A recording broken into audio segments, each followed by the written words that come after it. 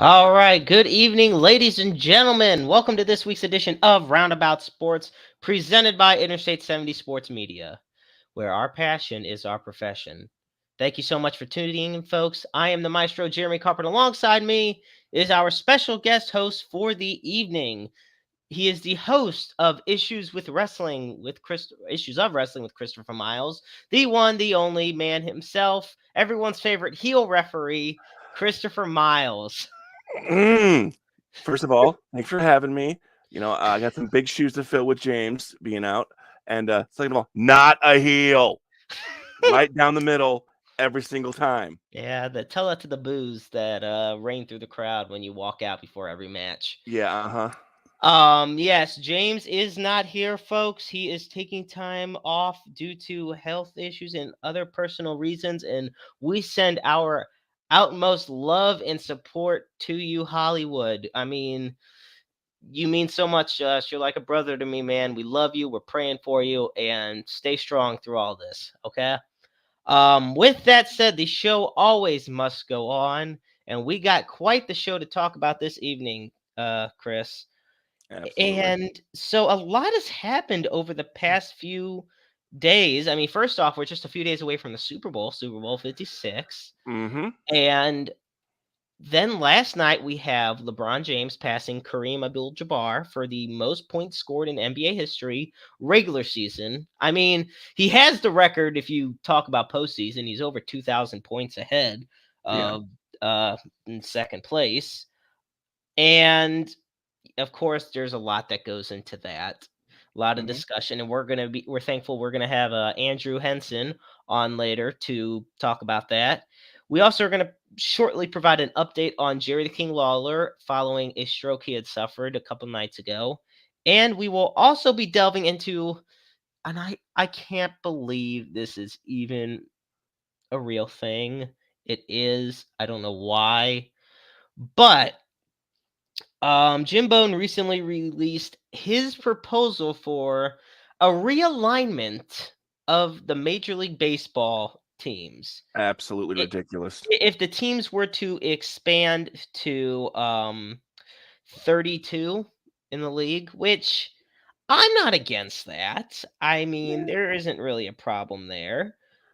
But what he's proposing, and like I said, we'll get to that in a few minutes.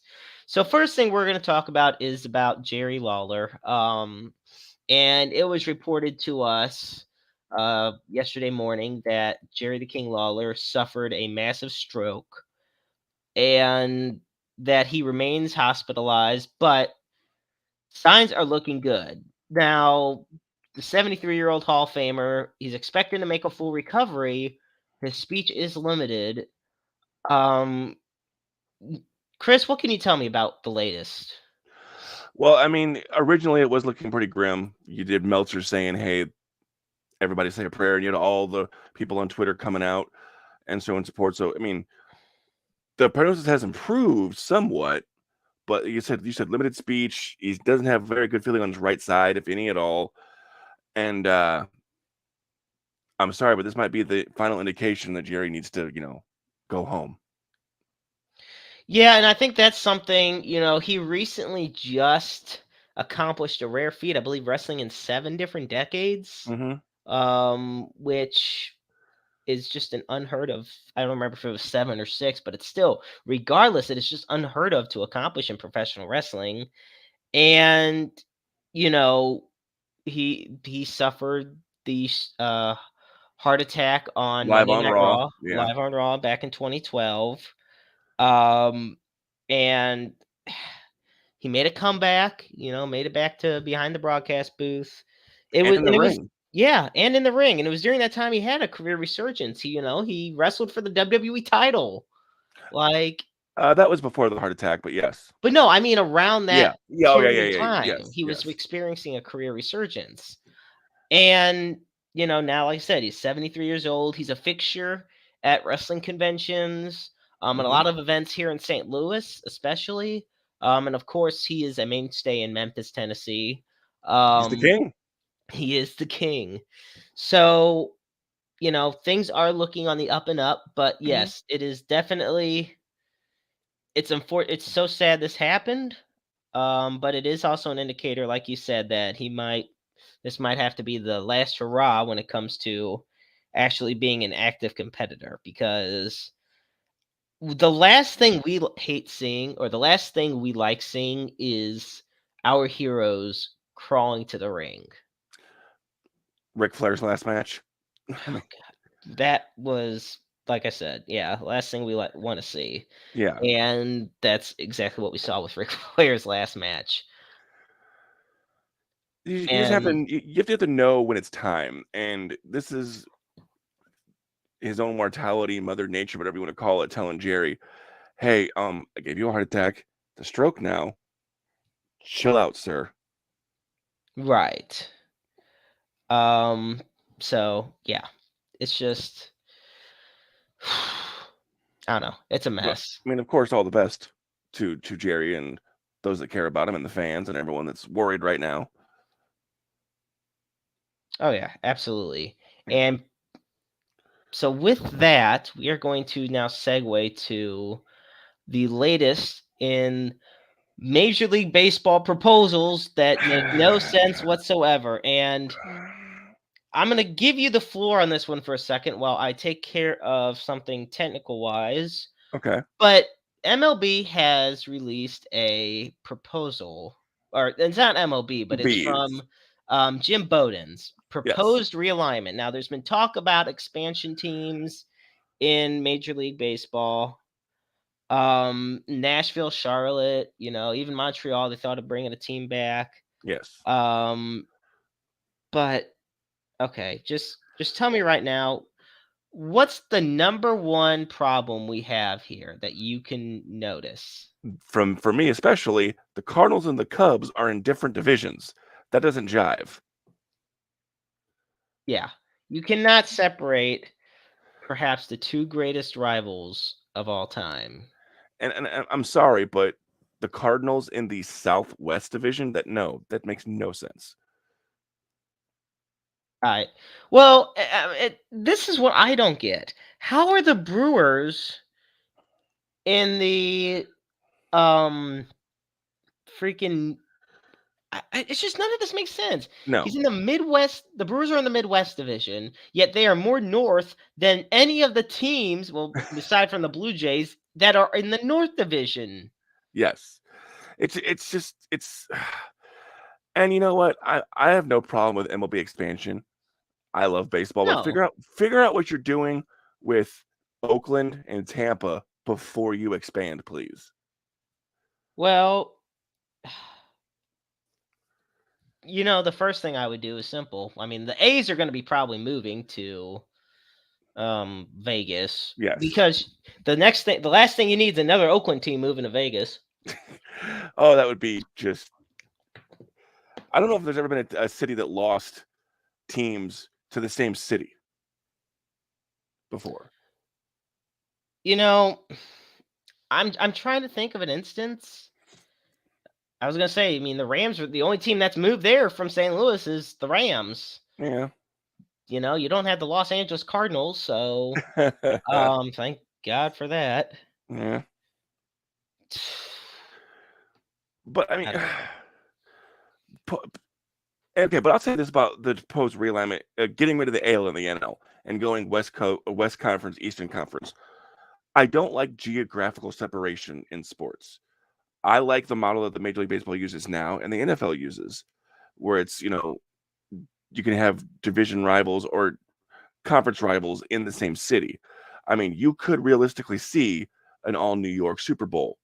You could realistically see a an all LA, or you could see an all LA, World Series, you know, Yeah, and just to take that away, the possibility of that happening, the crosstown rivalries, just come on, man. We've been doing this for how long? I love the American League. I hate the fact that the National League has a DH, but that's a whole other story. But if you take away the NL and the AL, you're ruining a lot of history, and it just for the sake of a couple more teams and geographic symmetry, it doesn't make sense to me. No, it really doesn't. And first off, can we also take in account at how atrocious the and where is it? Look at the Mid-Atlantic division. Oh yeah, that would be horrible games to watch. Yeah. Like no thank you. Yeah. So, yes. And for those that are trying to tune in on our Facebook stream at Interstate 70 Sports Media, I apologize. There has been a bit of a technical issue that I am currently trying to work on, but one of these things happens. So, The wonders of modern technology. the wonders of modern technology and how much it likes to be a pain in the ass. So, Um, so what would your counter proposal be if we're going to do realignment? What would you do? if we're going to do realignment, I mean, this is the thing, and we should be back on, by the way, folks. But if I'm going to do the realignment of MLB teams, so we take a look here at what we got. Okay, so you look at the Southwest. Well, first off, there ain't no way the Cardinals are in the Southwest. No. The only one I actually don't mind are the West and the Pacific Coast. Mm-hmm. Those I really don't mind. Yeah. Go I ahead. mean, it would be somewhat cool to have the Astros back as a rival because all those years of being in the Central and the same division. But no thanks. No, like the Midwest to me, put the Cardinals in the Midwest, put the Twins somewhere. I don't know. I don't just no, Yeah, I no, mean, no, no, no, no. if both of the teams, because right now we're what, are we even or are we two over for the NL in teams? We are even. Even for any, okay, so if Both it's gonna, teams, it's the same amount of teams in each league. all right, so if we're gonna two expansion teams, if it ends up being Charlotte and Nashville, one NL, one AL, both in the Central, and we're done. Right. Or if you put Central, you could put, if Charlotte's the NL team, put them in the NL East. Yeah, or better yet, just get rid of the Rays or move them to Montreal, and I'll be happy. But see, but then I have my Expos jersey, and that wouldn't be as cool anymore because I couldn't wear it because I only wear St. Louis teams and defunct teams. So I mean, Hey, by the way, quick side note, have you gotten your Cleveland Barons jersey yet? yes, What? No, you yeah, didn't. yes I did You with the Ohio symbol and the numbers in it. Yes, I Oh have. my god, I can't believe it. Folks, Christopher Miles here is a huge jersey collector. And we talked a few weeks ago, and one thing we had talked about was the Cleveland Barons, the defunct NHL team. Mm-hmm. And somehow he actually got one. I'll be damned. Well, because this started was like, I bet you don't have a California Seals and a Cleveland Barons jersey. It- And I go, well, actually, I do have a Seal. And I showed him the Seals jersey. He's like, ah! oh my Yes, I gosh. was able to find a reasonably priced Cleveland Barons replica, and I picked it up. Well, there you go. I love The it. one team I'm still looking for, but Well, folks, I'm telling you, like I said, we experienced some technical difficulties earlier for those who were trying to tune into our stream on the Facebook page of Interstate 70 Sports Media and our YouTube channel. We should have that up now. And with that, we're going to our first main topic of the evening, and we really want to hear from you on this, folks. So last night, LeBron James made history, and I should say on February 7th, for those that will eventually play this back, he passed Kareem Abdul-Jabbar, arguably one of the greatest of all time, for the most points scored in NBA history. 38,387 was the mark that LeBron reached. And this is the big thing. And we're about to have Andrew Henson on to talk about this. Kareem held this record for 38 years. mm-hmm. This was not a record that was supposed to be broken. They say all records are meant to be broken. Yeah. This was not one of them. Kareem's most points scored record was like secured in a vault at Fort Knox of what was not meant to be broken. Just like Rocky Marciano's undefeated boxing record, and then Floyd Mayweather broke that. So let me ask you this, and this is an important question about the longevity of that record. If MJ had not gone and played baseball for 2 years, would he be breaking MJ's record right now? Well, there's only one person that can answer that better than I could. I'll tell you that much, folks. And it is my pleasure to have him on. He knows more about basketball than both Chris and I combined. I'll tell you that That's much. not saying much, but all right. Well, for you, it's not. But you know what? You're right. Not even for me, but he knows a hell of a lot of basketball, and he's been following it his whole life, on and off the court. I'll tell you that much. Ladies and gentlemen, it's my pleasure to have on my dear friend Andrew Henson. How's it going? I'm doing all right, Andrew. How you doing, man? I'm doing all right. Before we get into LeBron and Kareem, we got to give a big shout out to Russell Westbrook real quick. Russell Westbrook, he hit his 9,000th mark in assists last night, as well as becoming 10th all-time in assists. People have been sleeping on Russell Westbrook. They ain't giving him his love. Shout out to Russell Westbrook, y'all. There you go. They're not giving Russ his love for two reasons. Number one, LeBron overshadowed everything yesterday. And number two, the Lakers lost to the Thunder. Lost. And you know, we've talked about this before, about how much an achievement matters in a win or a loss. You know, Wilt Chamberlain's 100-point game, for example, you know, it was more significant because he actually had to, if he didn't score 100 points that game, they would have lost big time. You know, the Warriors only won that game, I think 147 to 139. It was crazy close. So, and then you had mentioned to me yesterday about Donovan Mitchell versus Devin Booker, right? Versus Devin Booker. And Devin Booker, they both scored like 70 and 73 or something, but Devin Booker lost. Devin Booker lost, which I believe is the record for the most points scored by a single player in a loss.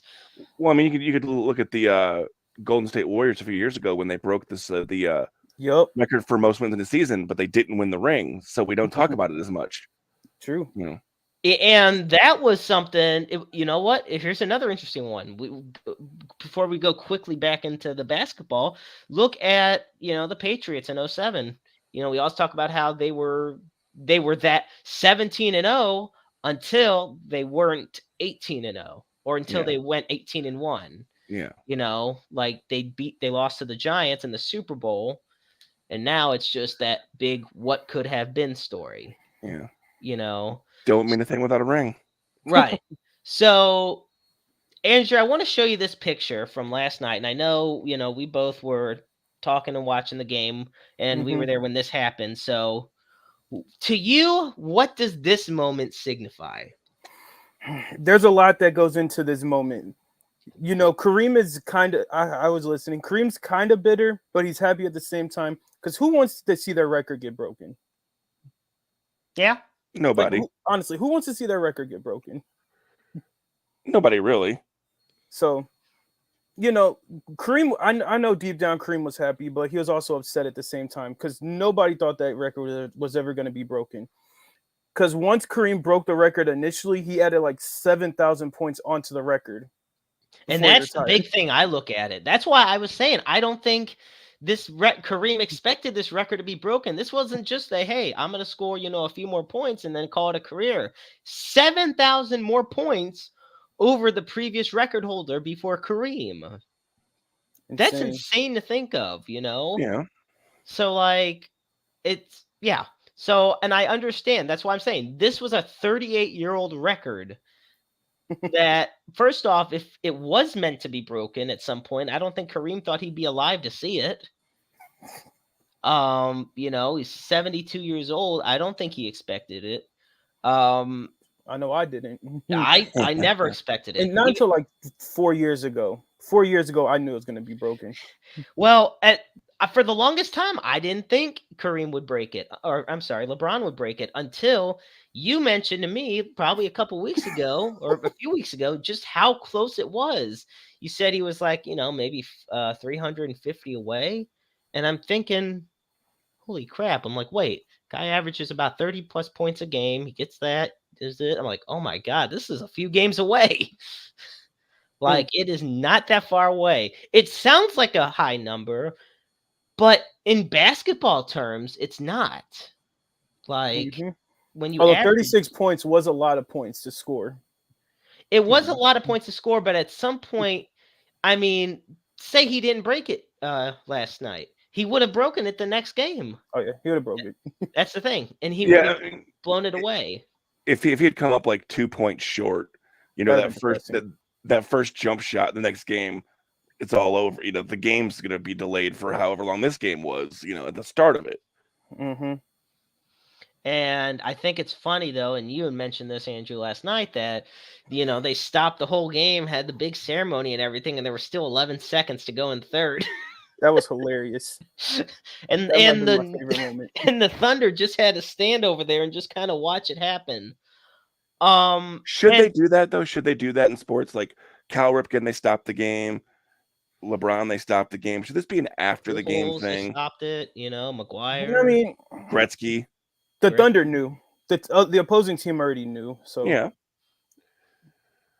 I think it should be a post-game thing. I mean, yeah, you could take a moment to acknowledge the thing, but then do all the falderall after the game. I can get with that. Yeah. I can see both either way. Mm-hmm. I do think Cal Ripken, you know what? You talk about, I think LeBron James breaking Kareem's record is the equivalent of Cal Ripken Jr. beating Lou Gehrig's Ironman streak. Because that was an unheralded record that nobody thought could ever be passed. And, when it really seemed like, oh my God, this is going to happen, they stop everything just to showcase this. Mm-hmm. Now, you, Chris, you were going to ask me this question, but I want you to ask it about to Andrew right before we went on the air. Okay, and I know this is going to be everyone's question or a lot of people's questions. If MJ did not play those 2 years of baseball and had those 2 more years in his prime, would he be approaching MJ's record as opposed to Kareem's right now? Honestly, I don't think so. So Mike averaged about 30 a game. He would have finished around where Kareem, a little less maybe. Mm-hmm. But he also, if you'd have saw how close he was, he might have been inclined to want to play more to break the record. So you very well could have been breaking Mike's record. Okay. As competitive as Michael Jordan is. Yeah. But we got to stop punishing LeBron for Michael's actions. Oh, I'm not. I'm just curious if the 2 years would have made a difference. I think he would have definitely got closer. And he probably would have kept playing to break it because of how competitive he is. Yeah. At least that's what I would have done. So, Well, let's also not forget he retired twice. It's not even just the 2 year retirement. He also retired a second time. And, that in of itself, LeBron has literally not stopped playing. This guy, look at his game per season average. It's insane how much of a workhorse he is. Ridiculous. How much longer does he play, you think? 3 to 4 years. So we're talking a significant amount over this record then. Yes. He's going to play more games than Kareem, I think. And we did the math last night. So Kareem holds the record for most minutes played in NBA history. Mm-hmm. And LeBron is currently 3,900 and I think 36, something around there, behind Kareem. We might have breaking news, yo. Oh, can I break some news? Yeah, break course. We got some breaking news. The Lakers are involving a 3-team trade that involves D'Angelo Russell and Russell Westbrook. Whoa. What? you Whoa, wait a minute. Hang on, we're folks, bear with us here on Roundabout Sports. We have, it says here, Woj just reported it from sources from ESPN. The Lakers are finalizing a deal to land Minnesota's D'Angelo Russell, Malik Beasley, and Jared Vanderbilt in a trade including Mike Conley and picks to Timberwolves. and Russell Westbrook and a lightly protected 2027 LA first round pick to the Jazz. Wow. Apparently all over a heated argument with the coach. Yeah. Last night, Darvin Ham.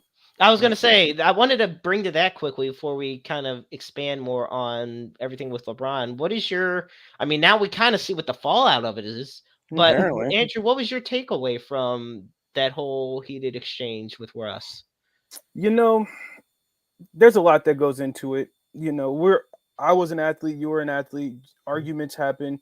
Who knows what it was about? Apparently, it was over Russ just standing casually nonchalant, and Darvin Ham didn't like that. I mean, shoot, Russ was playing the game of his life. What were you saying, Chris? What's he supposed to do? I mean, exactly. Like, I'm just like poised, ready to strike. I mean, I don't think he was on the floor either, so I'm not sure. I could be wrong though. But at least he didn't choke him, so we have no Sprewell situation here. I mean, yeah. Oh, and it also says, yep, as of actually just 7 minutes ago, the deal's fully complete. Also in the deal includes Juan Toscano Anderson and Damian Jones to the Jazz and Nickeil Alexander-Walker to the Timberwolves. Dang, Juan Toscano Anderson's gone already? Yep. So that is a big league shaker for these teams, and especially given the fact that Russ literally just played his heart out. And of course, I'm guessing since he rubbed his coach the wrong way, this is the first chance they get to get him out of there, and they take it. Apparently. And the Lakers have been, and we talked about this, the Lakers are in 13th place in the conference. Let's not act like the Lakers are having a good year that just had a bad game last night. No, this has been a bad year for the Lakers. The past few years have been bad, aside from their bubble title win. I love seeing it. Yeah. All right. So okay. Oh, hold on. I don't really know. Go ahead. I don't know our friend here, but let me ask you, does the bubble ring count? Absolutely. I think the bubble ring is more impressive than a regular ring. Okay. That's hard. So what they had to endure? To people say the bubble ring doesn't count. So you're gonna say look what they had to do as the example of why it's impressive? Yeah. I don't think people understand how hard it is to play with no fans, no family, in a hotel for a long time. Mm-hmm. Granted, they were having the best time of their life. But listen, not being able to see your family because of the time zones and all this other mess, that's tough. I mean, I was on one of those TVs at one point for one of the games, so that was fun. So. That's dope. Yeah, so you know what? Okay, well here's my thing, Chris. That's a good counter question I have for it. Does the Dodgers COVID ring count? No, because that was a 60-game season. That's baseball's different. You cannot have a 60-game season in baseball. Absolutely not. It's 162-game season. Gauntlet. Yeah. So no, it doesn't. Just I don't think that Tampa Bay's first cup counts in hockey either, but well, nevertheless, yes, these hey, look, if the NCAA counts UCF winning a national championship in 2017, anything's possible. Let's just put it out there. Yeah. So in the past few days, we've seen, when it comes to LeBron and Kareem being there to watch, Kareem there to watch LeBron. And this is the thing.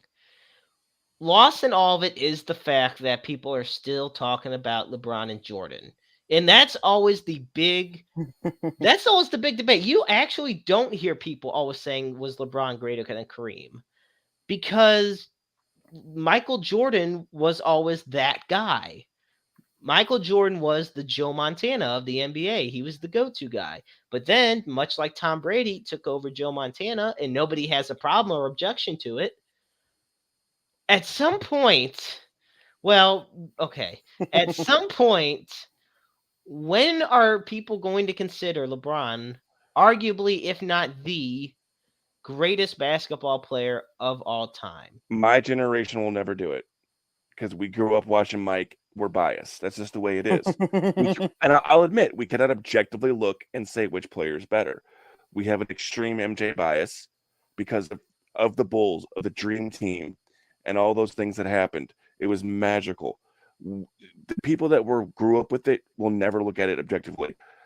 The Gen Zers, they might be able to look and say, well, look, stats don't lie. LeBron did this better, and this better. But it's just my opinion. Well, Andrew, what do you think about our generation? Do you think the same says for LeBron? I think it's mixed. Me and my personal opinion, I'm going to take LeBron only because what LeBron has done. See, granted, the only thing I personally think Mike has on LeBron is championships and defense. That's it. Yeah, I mean, perfect record in the finals, and that speaks volumes when it comes to. But I'm gonna lay this on you. This is what people aren't talking about. LeBron James is number 1 in points, number 4 in assists, number 3 in minutes, number 9 in threes, number 9 in steals, the number 35 in rebounds, and number 93 in blocks all time in the history of the NBA regular season, as of right now. And that, I was gonna say, and counting. We got to remember that. That's a question I had earlier that I forgot. You said regular season. Should playoff stats count when talking about these things, or no? Because everyone doesn't play. No, when you're talking about career stats, I think they should be separate still. Okay, that's fair.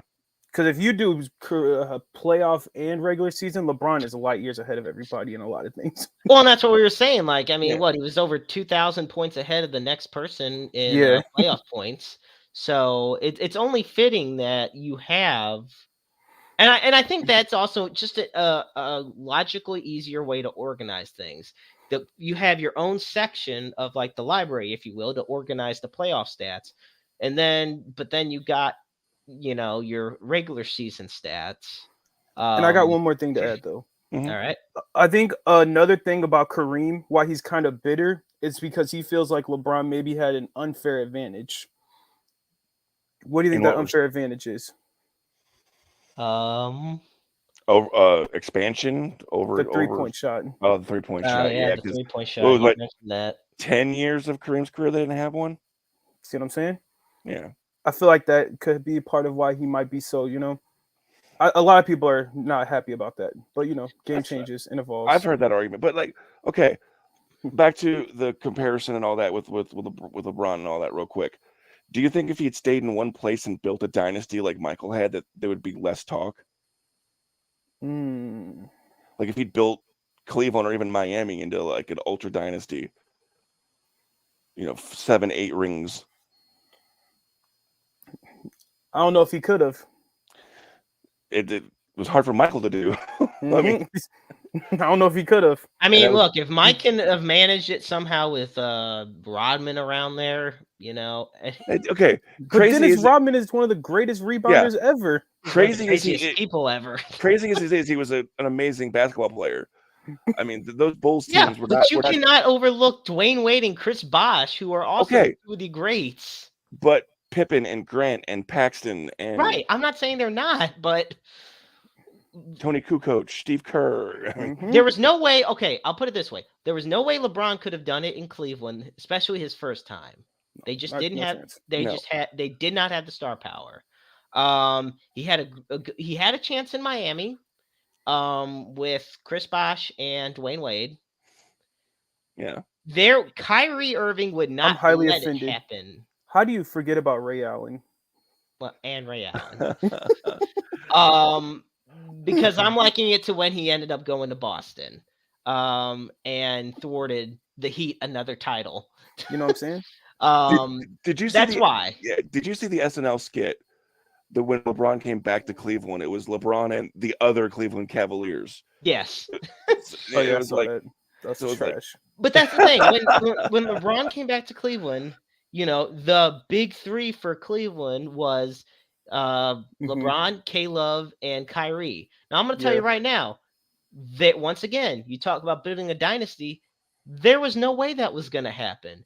And I think now more than ever, it's been proven fact. You cannot build a dynasty if Kyrie Irving's on your team. Oh, that's cold. It's fact. It can be cold as an ice cube in the freezer, but it's 100% true. I'm gonna have to go on that note. The disrespect.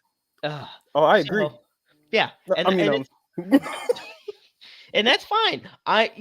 This is the thing. You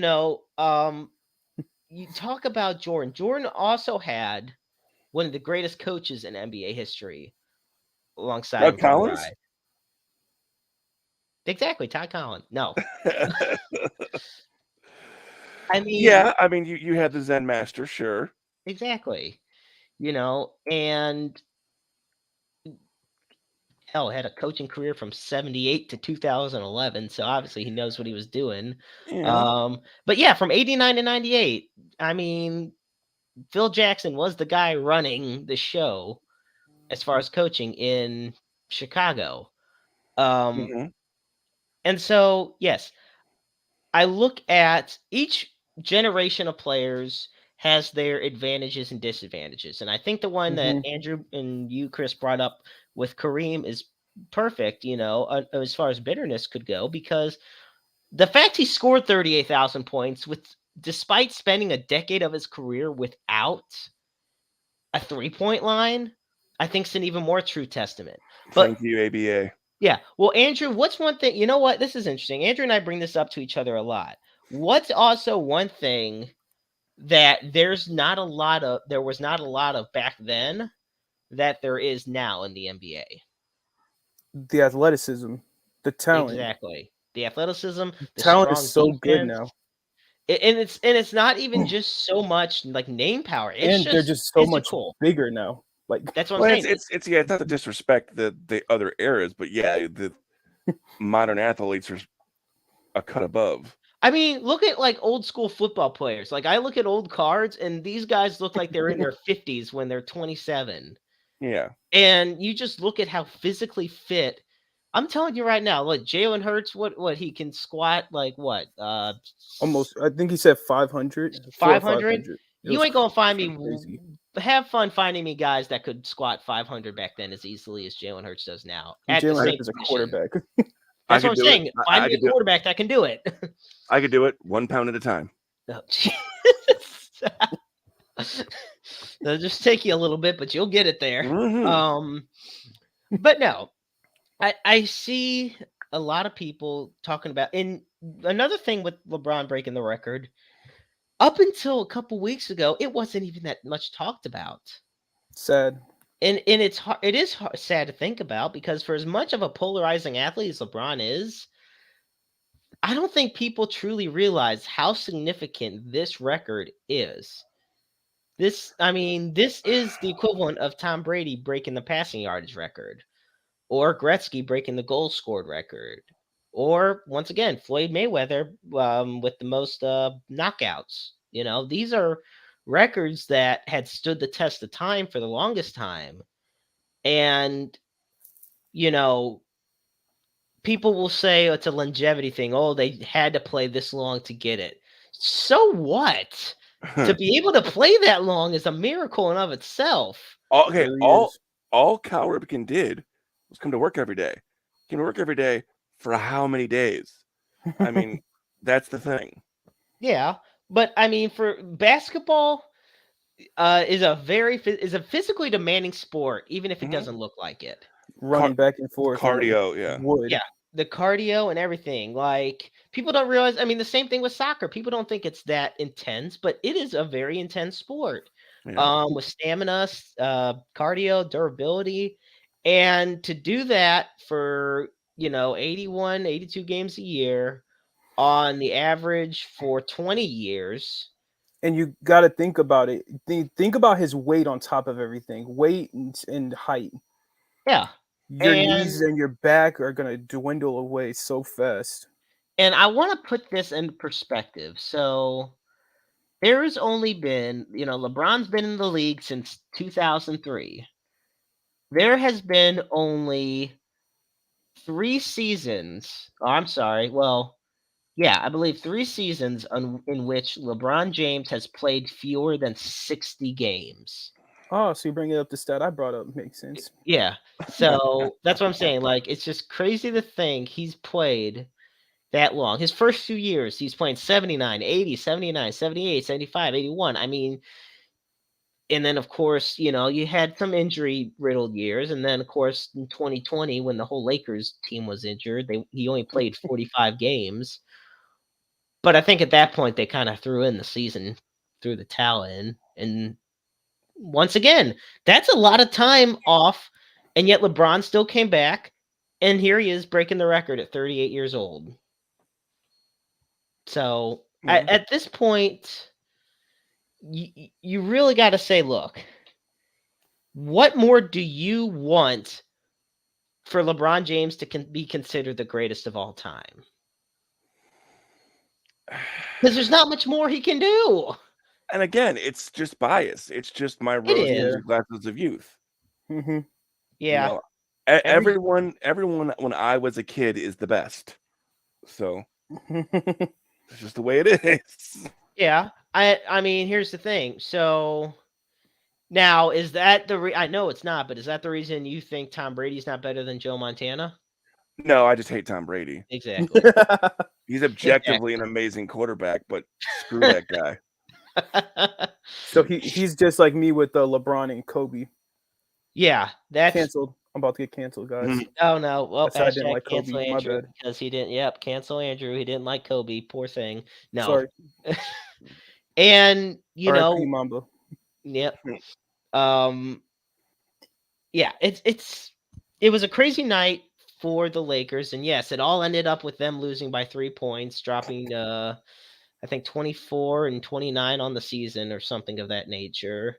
They're the only team. They're the only team. They're the third lowest team in the Western Conference. The only teams lower than them have 11 wins and 14 wins. And now LeBron James and AD, they're going to have to go on without Russ. Once again, when Russ joined the Lakers, what did they say? Oh, we got a super team rolling. We're ready. We got this. We're going to make waves. And look where they're at now. They don't even have Russ anymore. Didn't they acquire D'Angelo Russell? They did, but at the same time, you're still going to have to get acclimated to the system. Oh, of course. And the new environment. And so it says... I do think D'Angelo Russell's a better fit because he's not as ball dominant as Russ is. Yeah. And then... So, yeah, it says here, and this is just crazy to think about, but the Jazz have assembled a massive package of assets. This is from Adrian Woj. It says, including 15 unprotected or lightly protected first-round picks through 2029 and a young core of Lauri Markkanen, Walker Kessler, Colin Sexton, and Ochachi Agabaji, and $60+ million in potential cap space. Sheesh. Impressive. That is just... Now, that's how you manage a team. This is some 2K stuff going on here. Like, this trade doesn't sound like it should be happening in reality. You guys want to know a funny part about the Jazz? Go for it. Did you know Walker Kessler is doing Rudy Gobert's job better than him right now? I mean... Oh, my gosh. That is actually really funny to think about. Let's see. So, I want to see... There's something I wanted to bring up, and Chris, I want your thoughts on this because I brought it up to Andrew last night, and it's, oh my gosh, yeah, here we go. And I gotta go down and find it. Oh, here we go. So it's from our dear friend Skip Bayless. Oh God. Yeah, exactly. And meanwhile, first off, I saw this and I didn't notice this one right now, up until now. It says, for the record, LeBron has scored about 6,700 more points from the three than did Kareem, who hit 1 of 18. And I'm just like that's kind of the preview of what I'm going to be getting into with Skip, so just hang tight. Mhm. He says how MJ or LeBron played 338 more games than MJ. MJ won 10 more scoring titles to LeBron's 1. MJ 3 steals titles to LeBron's 0. He was a defensive player of the year, 9-time first team to LeBron's 5. MJ was 6-0 in finals, 6 MVPs. Basically, he says MJ at the finish of this tweet is the runaway GOAT. But I think we know why he's not. And once again, it comes now, you say, Chris, that it's the generational bias. Mhm. And that makes sense. There's just one problem. Skip Bayless is 71 years old. And I'm surprised he's not talking about Julius Irving. So I mean, I don't know, man. That's what I'm saying. He's not But- talking about his generation bias. He's talking about Michael Jordan, who was definitely not his generation. Okay, Michael Jordan, again, I will defend my choice on Michael Jordan by saying this. LeBron is a transformative player. The league is different for LeBron having been in it. Mm-hmm. But Jordan, be like Mike, and the Air Jordan's coming along and all that in changing not just sports culture, but like music culture and popular culture with the damn shoes Space and Jam. Space Jam, and LeBron's wasn't as good. I'm just saying. That Mike was did it true. better. Yeah. The original. So was I mean, MJ was more of a cultural touchstone than LeBron is, at least in my opinion. Okay. Yeah, and Nobody can argue that one. Yeah. Yeah. There's no problem with with that. And I do agree that MJ had a bigger effect on pop culture than LeBron has. And MJ also became into business and ownership and like I said, I just think things would have been different if he didn't retire on 2 different occasions for multiple years. And I'm not saying it, and I'm different, I don't mean that he would have passed Kareem. I'm just saying honestly, I think the comparison would have looked a lot worse when it comes to LeBron, and it would be a lot closer because obviously the stats would be a lot closer. But until then, we witnessed history last night, gentlemen, and Andrew predicted that he predicts LeBron will get to 4,000 points. Definitely possible. I mean, if he plays 3 to 4 more years, I think it's going to happen. Because that's something that could just happen in 2 to 3. Mm-hmm. And so, yeah, we'll see what happens with that. But moving on now, and first, want to welcome everybody as we reached the 50-minute mark nearly in the show. Welcome to Roundabout Sports. I'm the maestro, Jeremy Karp. Alongside me is my guest co-host, the man himself, Christopher Miles, host of Issues with Wrestling every Sunday at 6 p.m. Central. And alongside me is our dear friend Andrew Henson. Folks, it's almost Super Bowl Sunday. I mean, holy crap. It's sad and it's awesome. It's awesome because, man, who doesn't love the Super Bowl? But it's sad because that's the end of football season, at least of the NFL. Yeah. Cause the law, baby. It's coming up. We got the Battlehawks coming up. So, all right. It's by now, everybody knows it's the Kelsey Bowl. Or the Andy Reid Bowl, if you want to. It's the Kansas City Chiefs facing off against the Philadelphia Eagles. Okay.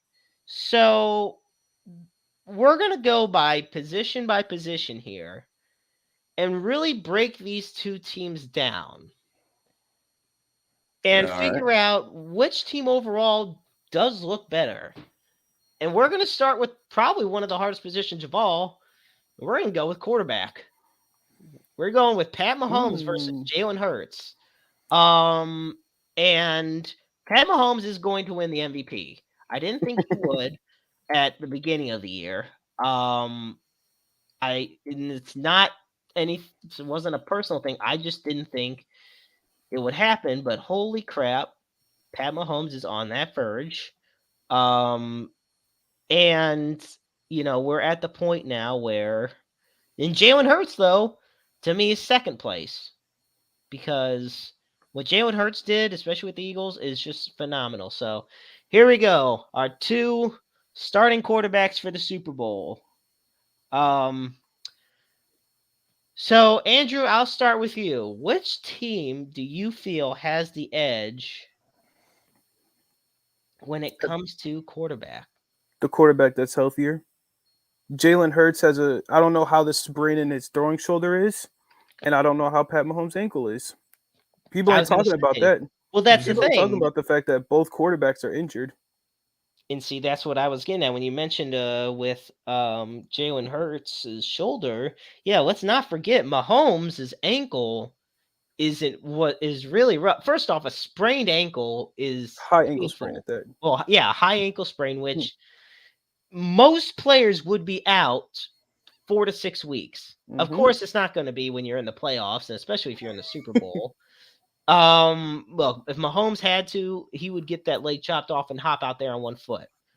But the fact of the matter is, yes, and you saw in the AFC title game how much it limited him. Oh yeah, he And couldn't you even saw plant how his much foot. Jalen Hurts has been limited in the playoffs because of his shoulder injury. And Jalen Hurts even missed some time at the end of the season, and it didn't even help him enough. And Mahomes had to miss time in the divisional round. And I think if those two things are any indicator, I would give just the overall position to the Chiefs because Chad Henne's a hell of a lot better than Gardner Minshew. There you go. And people and I'm half joking, but I'm also serious because, they always say you're only as good as your weakest link. And I don't consider either of them weak, but at the same time, Chad Henne's performed well in the playoffs the past couple years. And Gardner Minshew, everybody was hyped on him in Jacksonville. He fizzled out, and look where he's at now. Eagles struggled with him in. I mean, they almost lost to the Giants, who still had all their starters in. Who had their backups in. Wow, they had their starters in otherwise. So this is my thing. I think you nailed it when you said which player's healthier. I feel like Mahomes gets the edge because experience, but also the fact I can do that. How do I word it? Mahomes doesn't need to scramble like Jalen Hurts does. And Jalen Hurts doesn't need to throw like Mahomes does. If it was Mahomes' shoulder and Jalen Hurts' ankle, then we'd really be having a discussion. Then it's going to bring up Mahomes' receivers. Yep, exactly. But I think because it's the second lead, or I think it's because it's the secondary issue with each player, I think Mahomes gets the edge on this. Chris, what do you think? I give it to Mahomes, and not by an exceptional lot, but again, just based off experience and based off the fact that he's been there, I'd give it to him. Okay. And folks, be sure to comment. Let us know what you think as we preview Super Bowl 56. So here's our next position. So right now it seems like so far the edge seems to be going the Chiefs' way. Next, this is where I'm going to be honest. I'm giving it to the Eagles, and that's going to be the running backs. And it's not because of anything other than the fact that, look, Pacheco, it's depth. Isaiah Pacheco, great running back, great young rookie. Clyde, absolute bust. They've activated him. They say he'll be good to go, but he's probably not going to see much action. And I told this to James last week. If first chance the Chiefs can get rid of him, they're going to. Jerick McKinnon's a good dual threat, but overall, Miles Sanders, Boston Scott, Kenneth Gainwell, and on top of all that, Jalen Hurts. That right there blows out the water of who has the advantage in the run game. 92%. So, I don't know exactly what you guys think, but that's where I'm going. I'm going with the Eagles when it comes to the running game. A huge part of their hot start of the season was the running game. I mean, they were so strong from Jump Street because of their running game. So, yeah, of course you're going to give it to them. They better hope Pat Mahomes ain't mobile though. True. He might surprise you. I was gonna say, as long as Joseph Asai is not out there. No, I'm sorry, poor guy. You didn't have to do that. I'm sorry, poor guy. God love him. So right now it looks like we're even 1-1. So next up we got, and I'm excluding tight ends because first off, I just want to go off the assumption on what we're gonna do when we get to that. But I'm gonna go wide receivers on this. So obviously we got Mahomes and Hurts in the picture, but people don't realize. Hold up. What? Why is he in this picture? I have no idea. That's what cracks me up. I'm like, wait a minute, what's he? We'll take what we can get. Okay. I get it. So when it comes to receivers, I think health depending. I don't know the health updates on any of the Chiefs receivers as of right now, and who's available. Because that was kind of ugly. All right. I mean, I understand. And Chris has to bow out for a second due to his work also calling him. So he will be back with us shortly. So we'll hold down the fort while he takes care of that business. And I look at the receivers. First off, the Chiefs went into the season with such low expectations for the wide receiver group. I mean, you had McCole Hardman. You had Marquez Valdez-Scantling. You had Juju Smith-Schuster coming in. You didn't really have much more past that. And yet somehow this group really has performed well. But AJ Brown. But yeah. And Eddie, thank you so much for tuning in, buddy. Always great having you on. I know you joined at the 8 o'clock hour. So right now, Eddie, we're previewing a Super Bowl 56. Be sure to chime in on your thoughts. Yeah, it's not even just AJ Brown. It's Devonta Smith. I mean, just these two right there are the selling point. The Titans, you see how much of a mess the Titans are without AJ Brown. He is such a huge difference maker. And for a quarterback like Jalen Hurts to have AJ Brown, it's such a massive boost. They don't really, and Eddie's got his Super Bowl pick in, so he's going for the Chiefs all the way. And we'll be going with our final predictions at the end of this segment. Yeah, I'm going with the Eagles receivers on this. Same. Just because overall, they don't need to have more depth because when you look at it, Philly relies on their running game. So if the two guys they rely on in the passing game do their job, that's all you need. Give it a couple years. If this Chiefs unit sticks around, I mean, this is where I segue into our next position. See, I think it's fine with the Eagles having the receiver one because I know every single day of the week it's going to be Travis Kelce over Dallas Goedert. And that's a shame because Dallas Goedert is very nice. Dallas Goedert's top 5 tight end in the league. But Travis Kelce is like top 3 all time. Right, exactly. The problem is that's 4 spots below what Travis Kelce is right now in the NFL.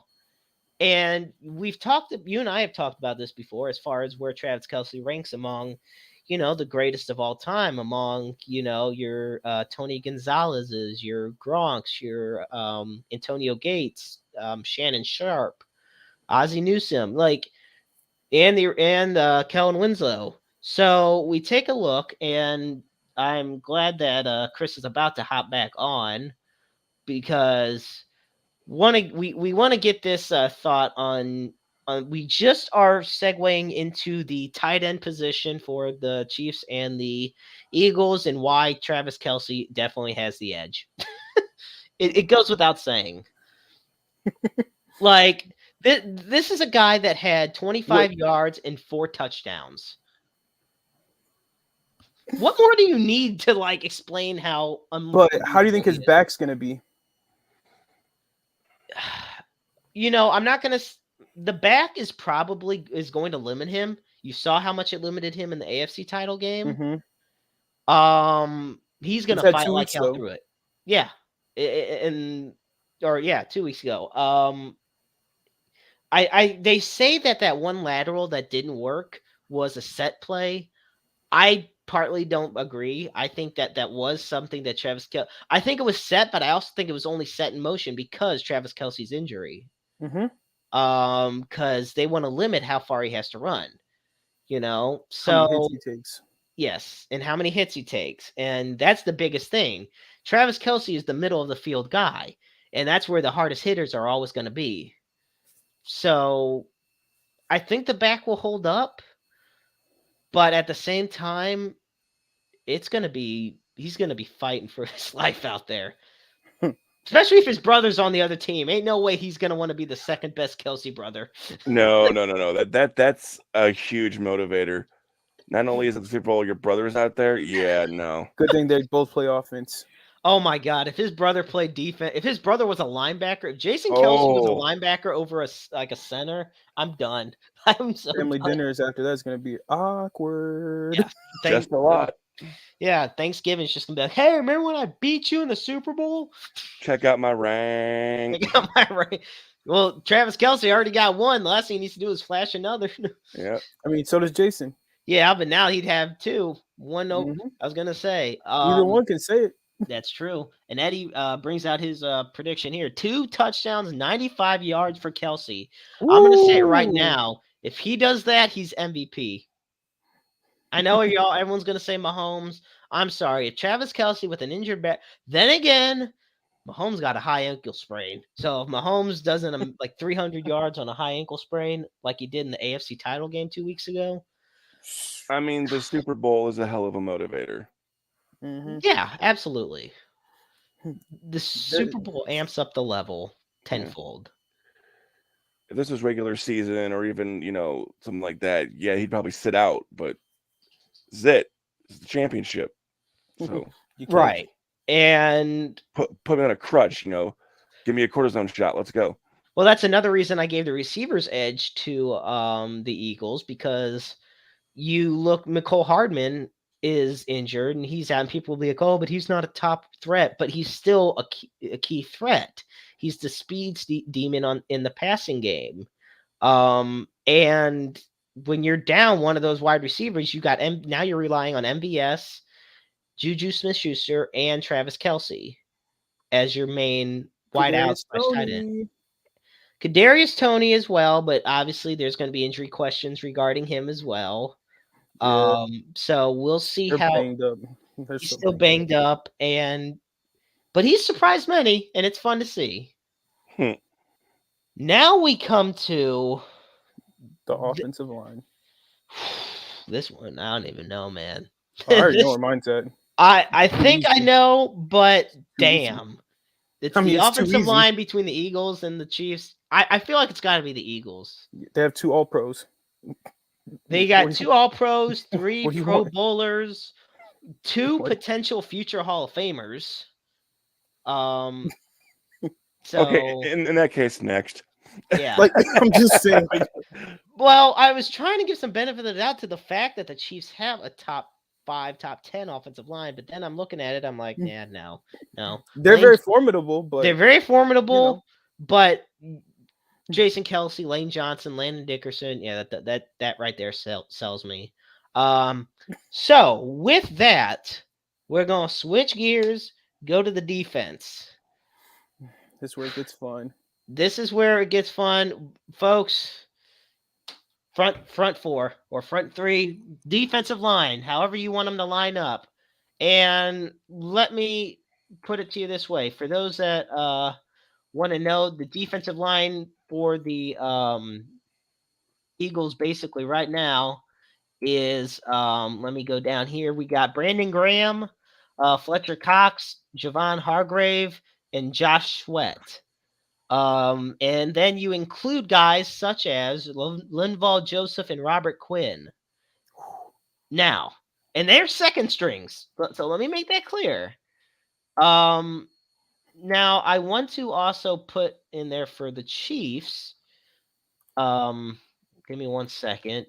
Obviously, in addition to Chris Jones and our lovely Chris Jones and Frank Clark, we also have George Karlaftis and Kalen Saunders.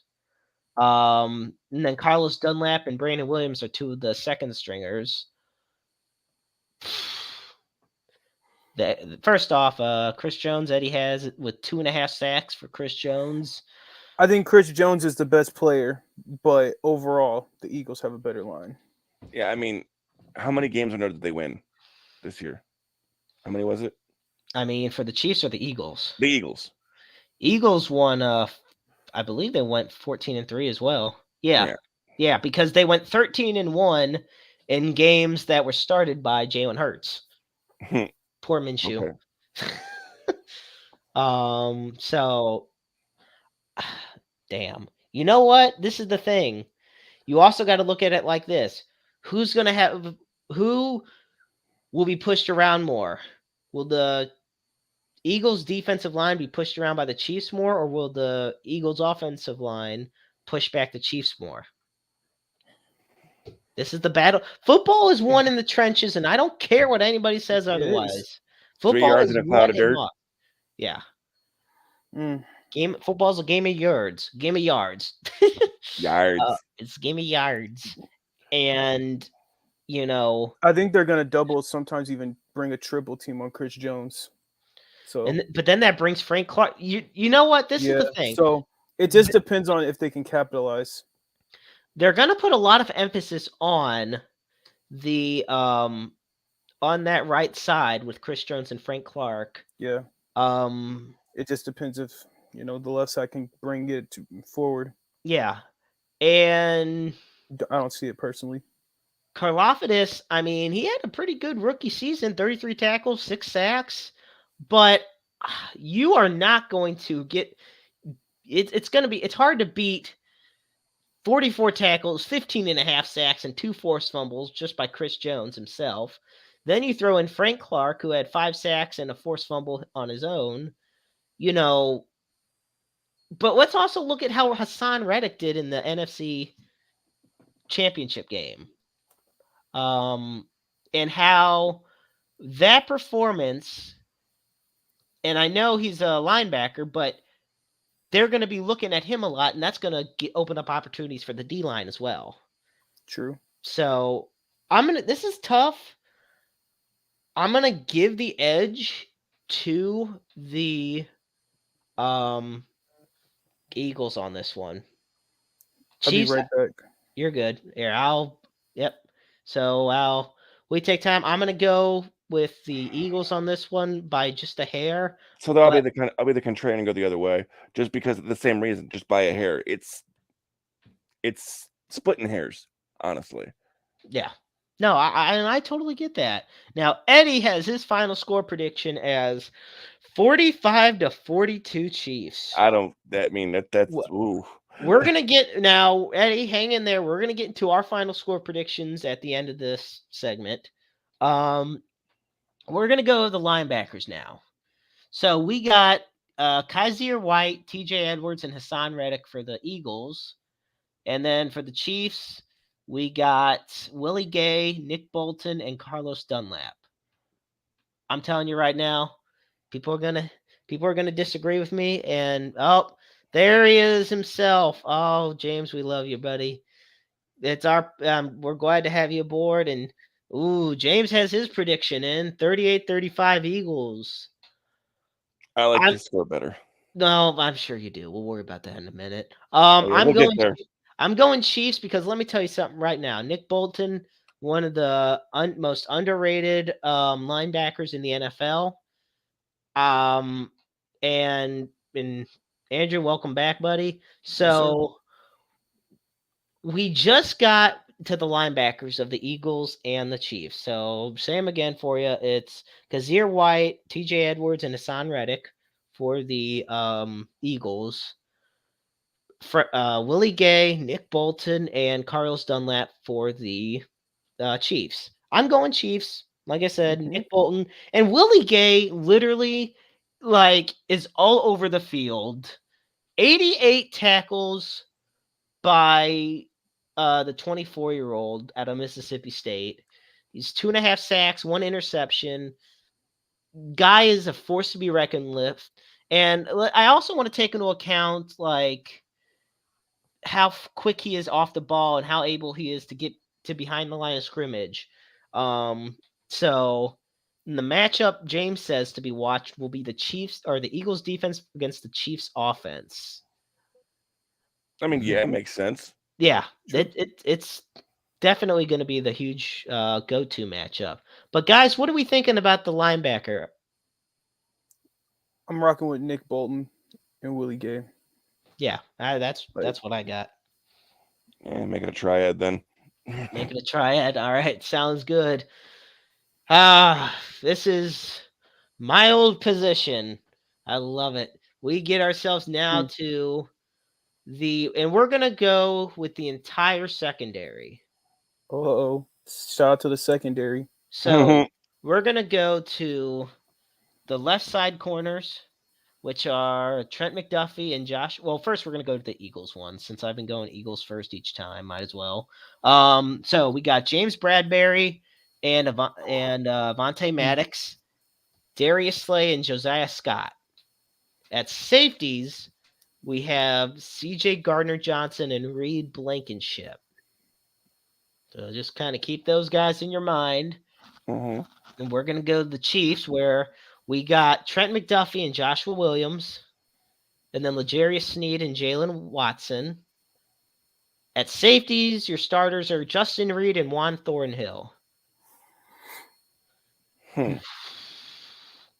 You know, it's a tough one. I'm not going to lie. That is extremely tough. The best player is owned by the Eagles. And are you going with, is that C.J. Gardner? I'm saying Darius Slay. You're saying Darius Slay. As of now, L'Jarius Sneed is playing as of now. We're still waiting word. He was able to clear the concussion protocol and play in practice. So we're just going to wait final word. But all signs are looking up for L'Jarius Sneed, and that's massive. It is. But the whole totality. The secondary is so underrated as far as how important it is to the team. Oh, facts. It really is. I look at,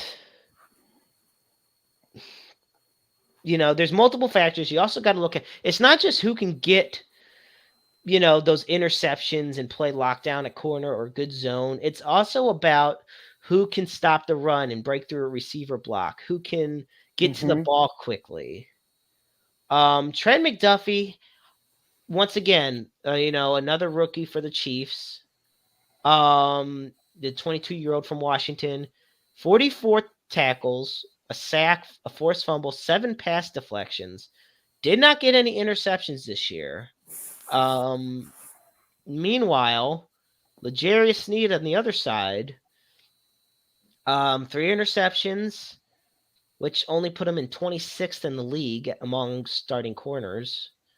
32nd among starters with tackles, as far as solo tackles. But then you look at guys like Juan Thornhill, once again, only 3 interceptions. The defense, the secondary, the Chiefs' defense is built on the front. The Chiefs' defense is built on not letting teams throw the ball. Because then you look at Darius Slay. Darius Slay had 3 interceptions, 40 solo tackles, but 14 pass defenses. C.J. Gardner-Johnson led the league with 6 interceptions on the year. You know why? Why? Who would you rather throw it to? Well, that's another thing. Yeah, I mean, look at Reed Blankenship only had 1. And that's another thing I want to get into is the fact that, in a way, interceptions and stuff like that are, and I don't want to say overrated. It's not an overrated stat, but it's a stat that you can't judge off of. No, absolutely not. Look at Darrelle Revis, one of the all-time great corners, but he ain't got a lot of interceptions like some of the older players. Why? Because nowadays, when you have a great corner, you don't throw to him. Why does why does Trayvon Diggs have all these interceptions at safety? Because Risk everybody throws taker. to him because he's a risk taker. He's boom or bust. He's the MVS of defense. You know, you're either going to get a big play out of him or a big bombshell out of him. And so he's willing to make that risk, and so are the offenses. So when I look at these two teams, I'm probably going with the Eagles secondary just because all around they're just more balanced. But that said, like I said, I'm going with the front like the linebacker group on the Chiefs and everything. But the secondary, I'm going with the Eagles. So I don't know what you guys have on that one. Eagles all around. You got to. All right. I think Now, they're the best player. you do. So that would go for that. Who do you think is going to guard Travis Kelce? Who do you think they're going to like really zone in on Travis Kelce with? Travis Kelce, I can see them putting Kazir White and then they'll probably put in Josiah Scott or somebody because they're not going to put Bradbury or Slay on them. Oh, you can't. You You'd be foolish. Right. So, but I also think they're really going to play. What are they going to play him? They're going to probably put Gardner Johnson more shallow. Yeah. They're going to probably put Johnson more shallow and Blankenship more deep. Because they're going to want to cut out. People are going to be like, oh, you got to cut out the deep part of the ball. Tyreek Hill's not on this team anymore. You don't got to worry about that. I mean, don't get me wrong. They can still get those big-time plays. Mahomes, the reason he was phenomenal this year was because he was able to systematically drive down the field. Mm-hmm. There was not a whole lot where he just had to go one and done.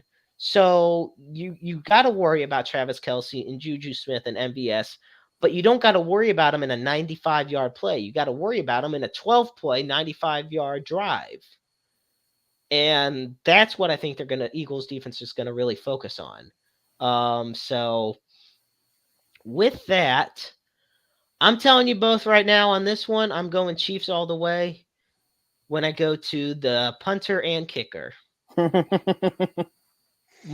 So for the Eagles, you got Jake Elliott and Brett Kern. Look, there is no beating Tommy Townsend and Harrison Butker on this.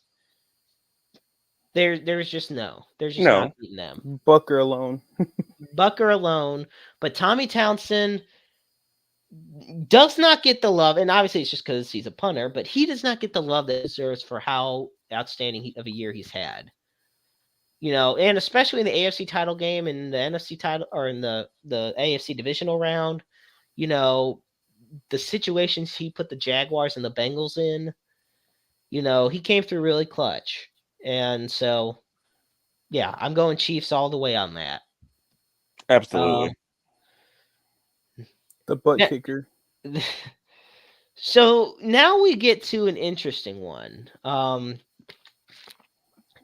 guess we can throw. I don't know how familiar we all are with their return game. It's just basically you got Boston Scott for the Eagles, and for the Chiefs, it's going to be Kadarius Toney and Isaiah Pacheco. You know, that's a hard one to judge, and you're not going to have many. I don't feel like you're going to have many chances to see it. Maybe punts, yes, but not so much as far as kickoffs. So I'm just going to call it a draw. Boston Scott and Isaiah Pacheco are extremely talented, so yeah, that's where I'm at. What I really wanted to get to, and you guys might think I'm crazy for even thinking about this. If you say that word that starts with a C, I swear on my life. Coaching. Next. But this is the thing. Shout out to Matt Sirianni, but come on now. I know it's Andy Reid, but I want this to be a chance for Nick Sirianni to at least get the respect he deserves. Andy Reid is the best coach in the NFL as of now. Bill Belichick is, I know what people are going to say, but You with might get what some head scratches on that one. I'm going to say, Andy Reid, my top 3 in the league right now, Andy Reid, nope, honestly, not even in a particular order. Okay, fine. I'll put him among the top 3. But the top 3 to me are in the AFC because Nick's shit, I got to figure it out. Here we go. Bill Belichick, Andy Reid, Mike Tomlin. You know? I will never give Belichick credit for anything. Jeez. This is the thing though. First off, Mike Tomlin, people are going to be wondering why am I putting him in there? The team started 2-6 and finished 9-8. If that's not impressive, I don't know what is. Come on, Let's go now. Steelers, baby. With Kenny Pickett, with Mitchell Trubisky, are we kidding right now? Like, no. Like, props to Tomlin on this one. This coming from a Cleveland fan. I'm giving all the props in the world to Mike Tomlin for how he's been able to do this. Bill Belichick will go down in history as one of the greatest, whether people like it or not. And I don't like Cheater. I can't stand the Patriots, but you know what? It is what it is. And Andy Reid, first off, a franchise cornerstone in Philly and in Kansas City. I love Andy Reid just for the memes alone. The memes this week have been fantastic. Big Red. Big Red. I mean, I don't know. I just love it. And here's one of just many memes. And oh my gosh. I can't. No, I'm not doing that one. You know what? I can't believe I'm gonna do this one I'd like to thank Google for just, deciding to just put whatever they want on there. But this is from a little bit ago. Yeah. Yeah, I mean, that's See, my favorite so far has been the meme Andy Reid. Come on, man. We love Andy you. Reid. Of Andy Reid was he only became a coach so he could be at the stadium where the hot dogs live. Oh jeez. Okay, well, Andrew, you said that this would bring up, if I said Andy Reid was the best coach in the league, it would bring up some head scratchers. So I mentioned Bill Belichick. I mentioned Mike Tomlin.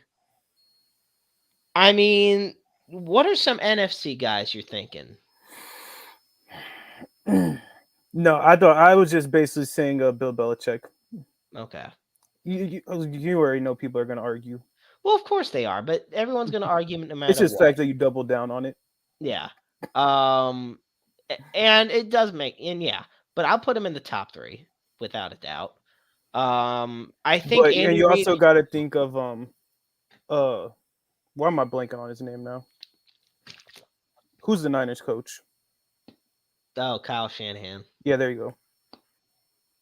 But what does Kyle Shanahan have to show for it? Money. Mm-hmm. Okay, but if that's the case, I mean, freaking look what he did with Brock Purdy. Granted, Brock Purdy got hurt. You can't hold that against Kyle There Shanahan. we go. Okay. I'm going to tell you. I think what I'm about to show you, this is from Doug. People know this. This guy is one of my favorite coaches in the league. Dirty Dan Campbell, baby, from the Detroit Lions. I love me some Dan Campbell. It's the Detroit Lions. Bro, let me tell you something right now. Detroit barely missed the playoffs. It's not one of the usual seasons where they go 4-12 or now 4-13. Okay, but what day does the season end for the team that just missed the playoffs and the last team in the league? The same day. Yeah, I get that.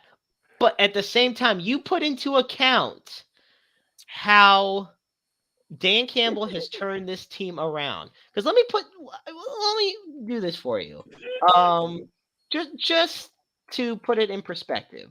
So we're going to go to 2019.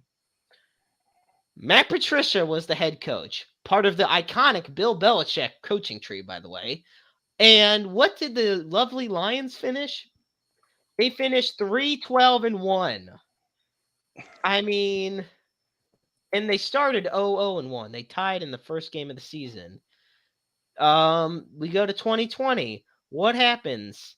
Head coach Matt Patricia got fired, and 2 interim coaches later, they finished 5-11. First year with Dan Campbell, they finished 3-13-1. Gets new to everything. Now what happens? They finished to 9-8, and they finished second in the NFC North. I'm telling you right now, if they made the playoffs, Dan Campbell would be perhaps one of the top 3 Coach of the Year candidates.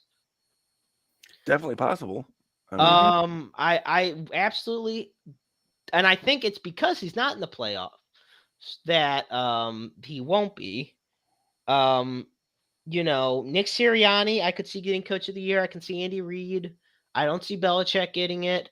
I don't see Kyle Shanahan. I don't see Kevin O'Connell. You know what? You know who else I see getting Coach of the Year possibly? Brian Dable.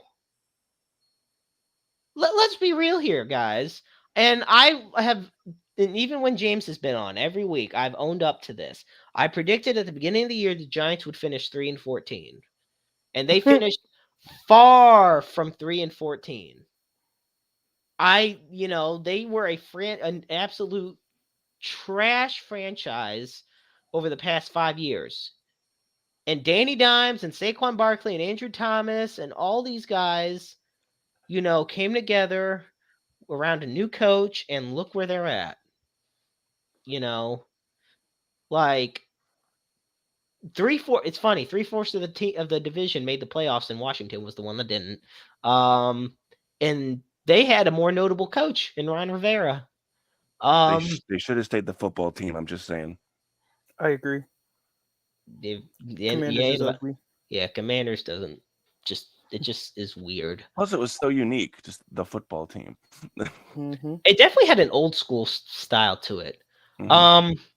So, okay, with all that said, as we head into Super Bowl 56, to me, all right, we're going to go around the table here, if you will. The number one key to the Chiefs winning and the number one key to the Eagles winning. So, Chris, we're going to start with you. For the Chiefs winning, Mahomes' health, obviously how that ankle's doing, and the Eagles' consistency. Can they go out there and be the Eagles that they have been, or are they going to crack under pressure? And we'll see. Okay, Andrew. Mine is also the health of Patrick Mahomes and Travis Kelce. It's if they're healthy, they're almost unstoppable. And to me, it's the defensive pressure for the Eagles. Their defense has to come and play.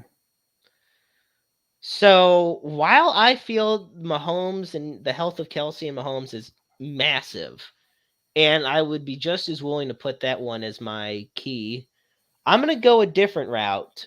And I'm going to say the key is the Chiefs' run defense. I'm going to go with them. I mean, the Eagles gashed the Giants' defense for over 280 yards on the ground. And you saw the results of the game. Mm-hmm. And I'm not saying, the Chiefs' offense and the Giants' offense are one and the same, but what I am saying is a defense keeping an offense off the field sets the tone. What people don't realize is when you're allowing a team to run the ball that much, you're also allowing them to take so much time off the clock and keep your stars like Mahomes and Kelce off the field. And the longer they're off the field, the more unlikely it is for the Chiefs. So the biggest key for the Chiefs to win, to me, is playing the toughest run defense you've ever played in your life. For the Eagles, it's interesting because based off my last point, I talked so much about their run game. I'm going to say it's open up the pass game. You've become so reliant on the run game. Open up your pass game. Expose the corners on the Chiefs. But is this the time to do it? To experiment with that, to give it a shot. Is this the time? I think, it's either now or never. You've had 2 weeks to prepare for it. Or you can dance what brought you. Well, but this is another thing. Look at the. All right, here we go. Which teams? Wait, before you say that, Okay. it also goes back to Jalen Hurts' shoulder. It's his throwing shoulder that got hurt. Remember that. That is true. Before you get too far away with that take. That is true. They could also do the dunk and dive if need be. You know, I mean, you can burn clock with short passes, screens, things of that nature. Use the running backs to your advantage. Because I look at it like this. Who had a harder time winning their playoff games? The Chiefs or the Eagles? The Chiefs. The Chiefs. Yeah. It was no. Oh, it was clearly the Chiefs. Like, look at the NFC divisional round. It was the Eagles beat the Giants by the score, if I can remember it correctly. Oh, hell. See, I can't even remember at the top of my. Okay, here we go. Yeah. I was like, all right. The Eagles beat the Giants 38-7. The Chiefs beat the Jacksonville Jaguars 27-20. Next week, Eagles beat the Niners 31-7. Chiefs beat the Bengals 23-20. And yes, there's a lot of injuries from both teams. Crucial injuries. While okay, I'm going to tell you why I still think they need to focus on potentially opening up the pass game more. Look at the Niners 2 weeks ago. What happened when Brock Purdy's throwing arm got hurt and they had to rely on the run game? It was too predictable. It was too predictable. They did nothing. The offense was absolute dog water. They played trash offense. Even when Josh Johnson got in and then Josh Johnson got hurt. You had no scheme. You had no game plan. Everybody knew you were either going to give it to McCaffrey or you were just going to toss it to Debo or something. There was no rhyme or reason to it. Jalen Hurts does have an injured throwing shoulder. But at the same time, I think it's been more treatable than Brock Purdy's torn UCL. So poor guy, man. Shout out to Brock Purdy, man. Shout out to Brock Purdy. He is going to undergo surgery.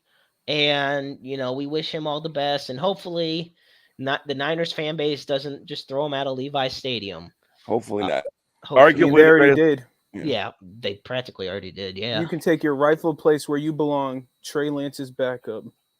Yeah, we heard that take and I was mad. I mean, you weren't as mad as I was, but it's cool. Yeah, Andrew almost hit the person that said it. Nevertheless, yes, I will say I do think the Eagles need to open up the passing game a bit more. It just would help the offense as a whole. So with everything we've said this evening, when it comes to Super Bowl 56, gentlemen, who do we have winning the game? 27-20 Chiefs. 28-16 Eagles because of my intense hatred of the Chiefs. Now, before I give mine, why do you hate the Chiefs? We never really explained that on the show. They made a power move for the city of St. Louis that, at least for me, backfired on them. Because they voted in favor of the Rams moving, thinking that all the St. Louis fans would jump over, and I'm not one that did. So, screw that team. Well, with that, it is, I can understand that. So, when I look at it, this is going to be I feel like this will be a close Super Bowl.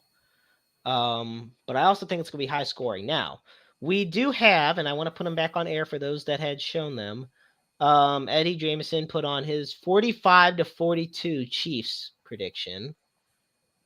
And then James came on and put his as 38-35 Eagles. I'm going with 38 to 34 in favor of the Chiefs Kingdom, baby. No accounting for taste. There we go. I'll take it. We're going with the Chiefs Kingdom 38-34. It's going to be a close game and a lot of back and forth action. And to throw in a bonus question, guys, before we wrap up this evening, and folks, be sure to comment and let us know what you think the outcome of the Super Bowl is going to be. This I just have to ask. What y'all think? Oh yeah, there you go. I love it. Hold up. Oh no. Oh no. Not Dwayne Bowe. Oh, no. Okay, I have to ask. What y'all thinking about Rihanna doing halftime show? I'm just excited to see who's gonna go with her. I'm not a big Rihanna fan, so you know. This is the amount of F's I give about that. 0. And no disrespect to Rihanna, amazing performer. I just don't care about the halftime show.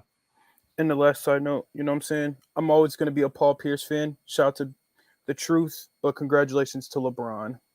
Okay. Well, before we wrap up, I just want to thank Andrew for being on this evening and giving all this insight and input. Yeah, I know. And for praising LeBron for once. I know he's gonna go take some medicine to rid that from his system afterwards. And I know I'll be talking to you soon, my friend. And once again, you stay blessed and have a wonderful night. Be easy, yo. All right, man. Andrew Henson here on Roundabout Sports, folks. Yeah. You don't have to lie. I know your favorite halftime show was Coldplay. No, it was not. No. You never had a favorite halftime show. I do have one, yeah. Okay, what? Prince. Okay. Prince was great. Playing in the pouring rain, it was fantastic. Sir, that would be Purple Rain. But it was also actual rain. It was, which didn't make sense. Electric guitars, purple or pouring rain. It is what it is. Yeah. Look, the way I see it, my least favorite halftime show will forever and always be the Black Eyed Peas. I'm not gonna lie. Oh no! NSYNC and Britney Spears. No. Black Eyed Peas was my least favorite. But my favorite halftime show of all time. Yeah. WWF Halftime Heat. Okay, Halftime Heat is epic. My favorite halftime show was either Bruno Mars or Paul McCartney. Either one of those. Those were great. I enjoyed both of those. Because freaking they are who I said they were, and they're freaking amazing. Oh God. They are who I said they were. Crown them. You got to crown their ass. Well, Chris, I want to thank you so much for being on. Folks, we're going to wrap up here on Roundabout Sports. First, I want to bring up that, Chris, tell us a little bit about the show that you have here with us at Interstate 70 Sports Media. So I'm the host of Issues with Wrestling, and it's not your typical wrestling podcast where we talk about news and reviews and all that. We might cover that occasionally, but not often. What we do is we pick a particular topic or issue, and myself and a usually 2 to 3 guests will chop it up. Like we've talked about placement of certain wrestlers and where their legacy lies that have worked for several companies. We talked about what wrestling even is and how it's so hard to classify. And we're off this week for the Super Bowl because I'm not competing against the Super Bowl. But in 2 weeks or a week from Sunday, we're going to have a show about lapsed fans and why wrestling has lost some fans and how they can get them back. And every week we're going to have some kind of topic and discussion about the world of wrestling. All right, I'm looking forward to it. I know I tuned in last week and it was great. And you had announced that you're one of the top 100 wrestling podcasts on which was Apple. A very big shock to me. I got that email and I'm like, wait, what? I think that's awesome. That is really amazing. Quite proud of that fact, yes. So with that, before we finally close, I always want to put up, folks, the first, James, this one's for you. My lovely tiger friend. I just have to put him up there every week because we love you, Hollywood, and we're thinking of you. Folks, also, as always, we close our show by putting up the NAMI hotline, the National Alliance of Mental Illness. You can dial it at 1-800-950-NAMI. They are the largest non-profit, they're the nation's largest grassroots mental health organization dedicating to building better lives for those with mental illnesses. On top of that, folks, we also have the Suicide and Crisis Lifeline. You dial 988. It is open 24/7, 365, 366 on leap years. Understand that in this world, you are never alone. There's always somebody out there that loves you and cares about you. And you have the opportunity to also be that person for someone else. So never be afraid to reach out. It just takes a simple phone call. And I want to thank you all so much for tuning in this week. Join me next week where either Chris or another special co-host will be on. James will be on in a few weeks, folks. Just keep praying for him. And from the one and only Christopher Miles, I'm the Maestro Jeremy Karp. Thank you so much. And remember, life is a book full of empty pages just waiting to be written in. Make your lives worth reading.